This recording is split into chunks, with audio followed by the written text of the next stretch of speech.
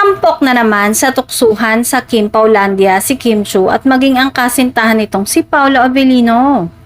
Ayaw pa ring mag-move on ng mga fans sa hindi pa ring inilalabas na lokasyon ng nakaraang holiday vacation ng dalawa. Dahil ipinapalagay na may kinalaman ng sulit na bonding ng Kim Pao kaya blooming ngayon si Kim. Mula sa mga eksena ni Kim sa kanyang noontime show kanina. Kinuna ng iba't ibang shot ng Kim Pao fans sa mga facial mood expression ng actress-singer. Ito ang ginawa nilang basehan para tuksoin si Kim at sinasabing mas maganda raw ito ngayon. Ganito rin ang pagpuso nila sa ilang larawan ni Paolo na dumalo sa isang okasyon.